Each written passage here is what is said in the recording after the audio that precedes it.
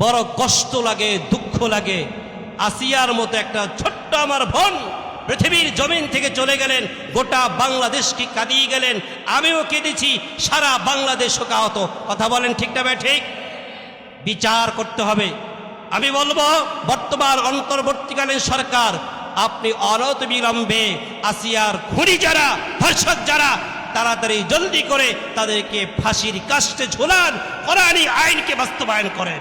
অন্যথায় আরো হাজারো আসিয়া আছে যারা এখনো দুঃখে দুঃখে মরতেছে। কথা বলেন ঠিক না ঠিক? এটা সামাল দিতে পারবেন না, আপনি বন্ধ করতে পারবেন না। এক আসিয়া চলে গেছে, এখনো হাজারো আসিয়া দুঃখে দুঃখে কষ্ট পেয়েছে।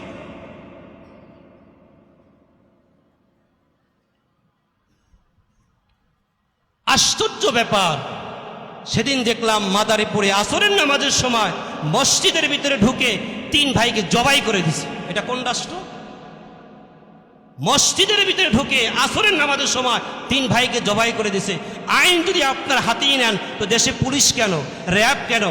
আমি আর একটা কথা বলবো বর্তমান অন্তর্বর্তীকালীন সরকারকে, আপনি আপনার আইন শৃঙ্খলা বাহিনীকে অ্যাক্টিভ করেন। এগুলো এই জন্যই হচ্ছে, আইন শৃঙ্খলা বাহিনী এখনো অ্যাক্টিভ হয় নাই। কথা বলে ঠিক না ঠিক? যদি আইন শৃঙ্খলা বাহিনী অ্যাক্টিভ হয়, স্বরাষ্ট্র মন্ত্রণালয় থেকে আমি বলবো আজকে এই 24 ঘন্টার মধ্যে আপনি আইন শৃঙ্খলা বাহিনীকে অ্যাক্টিভ করেন। অন্যথায় বাংলাদেশে কি দেখছেন, আরো কি দেখতে হবে, সব কিছুর জন্য অপেক্ষায় থাকেন। আশ্চর্য ব্যাপার, এটা ছোট শিশু, কি নির্যাতন তার উপরে, কি নিপীড়ন তার উপরে। খবরদার, স্পষ্ট ভাষা বলি ভাই, জাকাত দ্বারা আমরা দেব না, মনে রাখবেন এই সম্পদ থাকবে না। সুদের টাকা, ঘুষের টাকা যারা আমরা বড় হতে চাই, এটাও থাকবে না। দলিল কি? কোরআনে হাকিমের সূরা বাকারার 276 নং আয়াত আল্লাহ তাআলা বলে দেন, ইয়ামহাকুল্লাহুর রিবা ওয়া ইউরবিস সাদাকাত।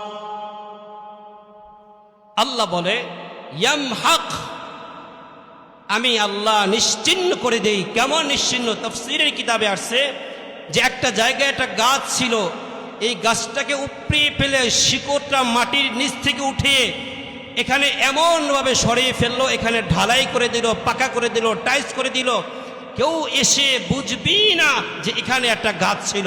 ঠিক আল্লাহ তাআলা বলে, যারা জাকাতের বিধান, যারা সুদের মাধ্যমে, ঘুষের মাধ্যমে, অন্যায় পন্থায় টাকা উপার্জন করবে, আমি তাদের সম্পদকে একেবারে এমনভাবে নিশ্চিহ্ন করে দেব, মাটির সাথে মিশায়।